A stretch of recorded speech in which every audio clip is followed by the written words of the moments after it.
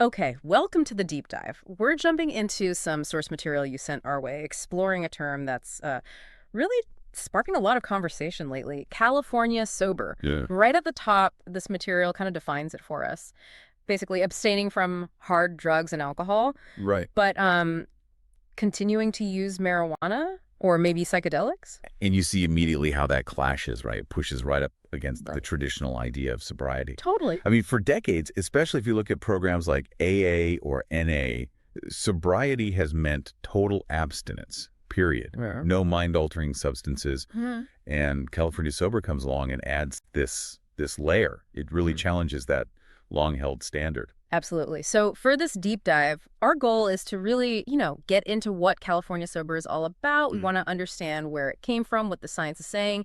Hear some of the real stories, people who've actually tried it, and explore the big debate it's kicked off in their recovery community. And it's hard to miss right now. It's really visible. You've got celebrities talking about it. It's Right. all over platforms like TikTok, YouTube. Seems to really connect with younger folks, Gen Z, millennials, Mm-hmm.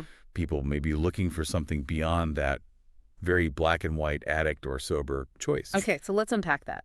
Where did this term actually start? And why is it catch on? What do the sources tell us there? Well, looking at the material, it suggests the term kind of bubbled up from West Coast wellness culture. There's this sort of unique mix happening out there, these evolving ideas around plant medicine, spiritual healing practices, Right, right. and, of course, the huge cannabis industry that's grown up there. Hmm. It feels like a cultural convergence point. That makes a lot of sense. You can almost picture it, that specific kind of vibe. Exactly. And the appeal, it's layered. For a lot of people, it seems like a way to push back against what they see as maybe the inflexibility of traditional recovery paths. It's like too rigid. Yeah, maybe. Mm-hmm. Or it's about wanting more autonomy, Yeah. wanting to ditch the labels. Hmm. Or maybe they genuinely believe cannabis or psychedelics can be medicinal for them. Hmm. Some folks might just be, frankly, scared of total abstinence. Or maybe they've had bad experiences, even like traumatic ones, with some of the stricter programs. I see. So at its core, this trend seems to connect with this deep psychological need for identity and for having choices in your own recovery, which, like you said, can feel different from traditional models that often emphasize surrender. Which brings us straight to the psychology of it all. The sources mention academic viewpoints like psychologist Carl Hart's perspective, Right. suggesting drug use isn't automatically a problem, that things like context, moderation, intention, they really matter. Yeah, that broader view is definitely in the mix. But the material pretty quickly pivots. It highlights the significant risks when you try to apply that thinking to people with a history of substance use disorder, or SUD. Okay. For individuals who've actually battled addiction, taking that approach, well, the sources frame it as a dangerous gamble. Okay, here's where it gets really crucial. Why, specifically, is it such a gamble for someone with that history? What's the danger? Well, because people with a history of addiction often deal with these ingrained cognitive distortions. Denial can be incredibly powerful, and their judgment, it can stay impaired for a long time, even after they stop their main substance. The sources put it pretty bluntly. Addiction can actually disguise itself as logic. Wow. So what feels like a totally reasonable thought, like, oh, come on, it's just weed, right? That can be the very thing that dangerously cracks the door open. Leading back to other things? Potentially, yeah. Yeah. Or just escalating the use of that substance itself. Yeah. It could go from just weed to just one drink or, something much worse very quickly. The addicted brain just seems to have this unique vulnerability to rationalizing use. So flipping over to the science and medicine side, Well, what do we actually know about using cannabis and psychedelics, especially when someone's in recovery from other things? okay, so the sources do acknowledge the potential medical uses for both. Cannabis is being looked at and sometimes used for things like chronic pain, anxiety, seizures, Right, we hear about that. and psychedelics, things like psilocybin, MDMA. They're showing real promise in clinical trials, Yeah. treating PTSD, major depression, maybe even other addictions down the line. Okay. But, and this is a really critical point, the material hammers home this is happening in controlled clinical settings, often with therapy, supervision. Right, not just picking it up recreationally. That distinction seems vital. The difference between guided therapeutic use and just using it on your own, especially when you're like fresh into recovery. Exactly, because the brain is healing in recovery. That prefrontal cortex, the part that handles impulse control, decision-making, Thinking about All consequences. the stuff addiction messes with. Precisely. That part needs time. It can take months, maybe even years to get back to full strength. Mm. And introducing substances like THC, the main psychoactive part of marijuana, Mm. it directly affects those very systems, the reward pathways, executive function. So it could interfere with the healing process? That's the concern. Yeah. And the sources point to research, like a 2022 meta-review in Addiction Neuroscience. Oh, okay. What did that find? It found that, yeah, maybe marijuana helps some people with withdrawal symptoms from other drugs initially, but overall, using it was linked to higher relapse rates on their primary substance, and also increased anxiety and this thing called emotional blunting, specifically in people who already had an SUD. So it's less about the substance being good or bad in a vacuum, Right. and more about how it interacts with a brain that's specifically vulnerable due to a history of addiction. The risk profile is just different. Exactly that. The challenge isn't solely the drug itself. It's the unique susceptibility of that recovering mind to rationalization and potentially slipping back into harmful patterns. And this really hits home when you look at the personal stories and the sources. They show that gray zone perfectly and how outcomes can be so different. You mentioned Erica and Leo. Yeah, Erica's story is pretty sobering. She'd managed 6 years clean from heroin, Yep. moved to LA, decided to try cannabis, maybe thinking it was safer. Tragically, within just a few months, the sources say this led her back to using benzos and then eventually to fentanyl, a full relapse. Wow. That's a really stark illustration of the potential downside, especially with a history like heroin addiction. Definitely. But then you have Leo's story, which presents a different picture. He's 5 years off meth, Okay. and he's used cannabis edibles, mostly says it's for sleep. He feels it helps him manage his anxiety and, crucially, stay off the meth. So he sees it as helpful, a tool. Yeah, but he also struggles with it. He questions, does this mean I'm not really in recovery? Because he's still using something. Those outcomes are worlds apart. Does the material suggest why? What might make the difference? It points towards things that might be missing in stories where things go wrong, like Erica's, perhaps.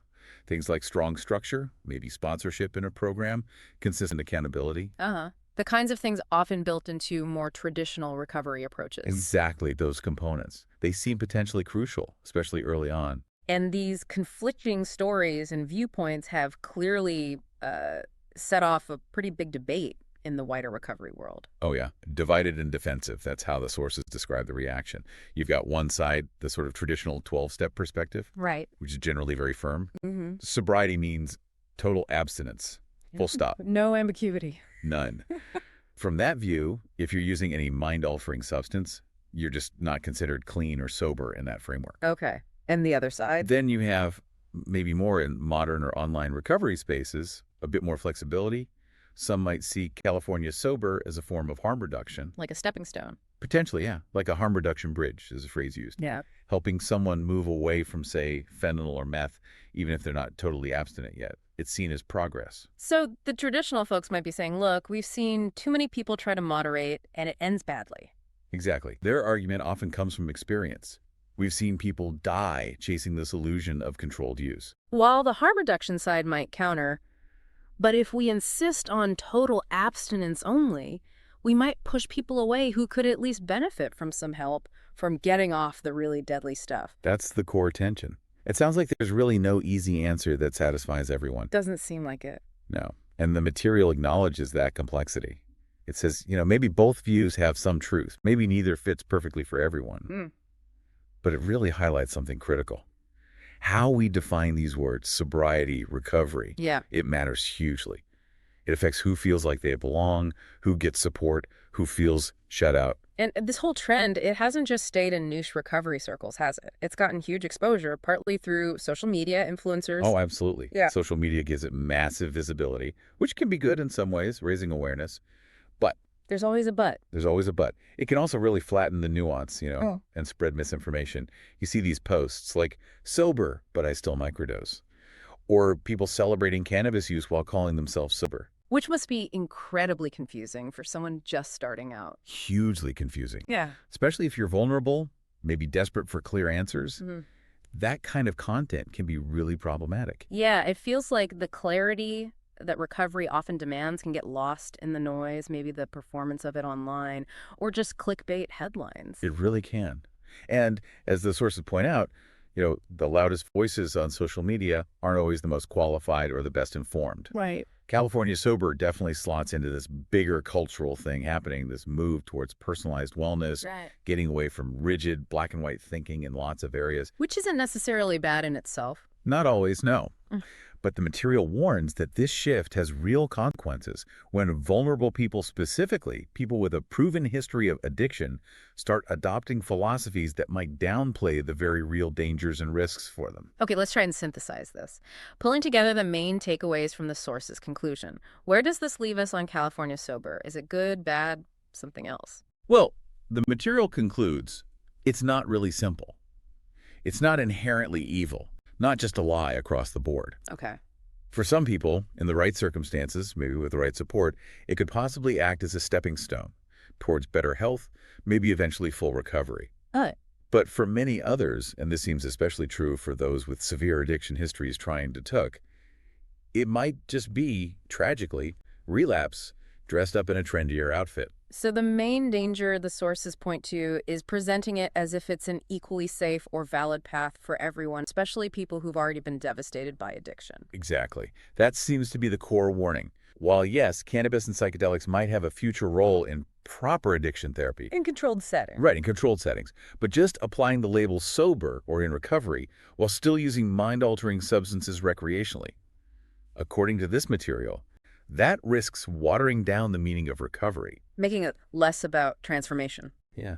The view presented is that recovery isn't just about swapping substances. It's fundamentally tied to deeper things. Transformation, personal integrity, mental clarity, a real willingness to change. People figuring this stuff out need support, absolutely. But they also need the straight truth about the risks involved for them.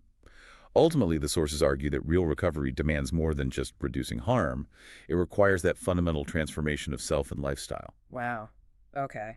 That was definitely a deep dive. It's clearly a really complex, very debated concept. It challenges so much about how we traditionally think about recovery. For sure. It really shows there aren't easy one-size-fits-all answers here, just lots of different perspectives and pretty significant potential consequences depending on who you are in your history. Well, hopefully after exploring this material with us, you listening now have a much clearer understanding of what California Sober actually means, some of the science and the stories behind it, and why it's causing such a fierce debate. Yeah, untangling the different threads. Exactly. And maybe here's a final thought for you to chew on, kind of drawing from that core idea in the sources. If recovery at its deepest level is about transformation, about integrity, about achieving genuine clarity, how do these different paths really stack up against that definition? Whether it's total abstinence or harm reduction or something like California Sober, what does recovery in that deeper sense truly require from you?